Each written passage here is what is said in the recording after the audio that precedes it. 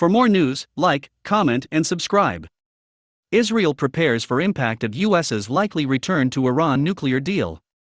As efforts continue in Vienna to bring the United States back into the nuclear deal with Iran, Israel sent a high-level delegation of intelligence and defense officials to Washington last week to try to dissuade the US from returning to the accord, while at the same time, it prepares for after it does.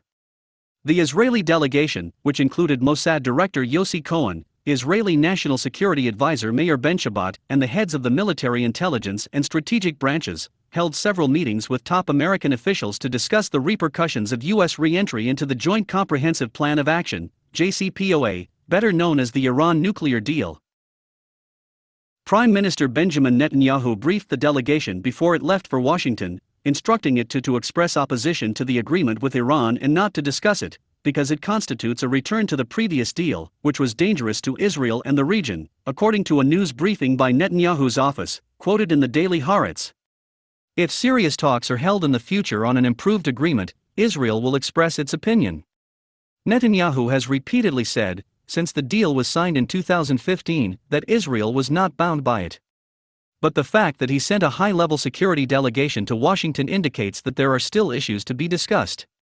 Although Netanyahu said that Israel isn't bound by the agreement, I assume that the meetings in Washington are taking place under the working premise that Israel understands that the United States is returning to it. Otherwise, it wouldn't have made sense to hold these talks while indirect negotiations are being held with Iran in Vienna. Eldad Shavit, a senior research fellow at Israel's Institute for National Strategic Studies, INSS, specializing in relations with the United States, told France 24 on Sunday. It's possible that Israel presented its reservations about the U.S. returning to the agreement, but more importantly, I imagine the delegation's visit was intended to produce some effective and good channels of communication with the new administration, Shavit said. Things don't simply end with the U.S. re-entering the deal.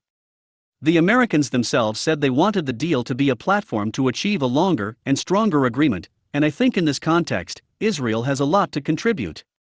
If you like this video, hit the notification button for more news. Thank you for watching.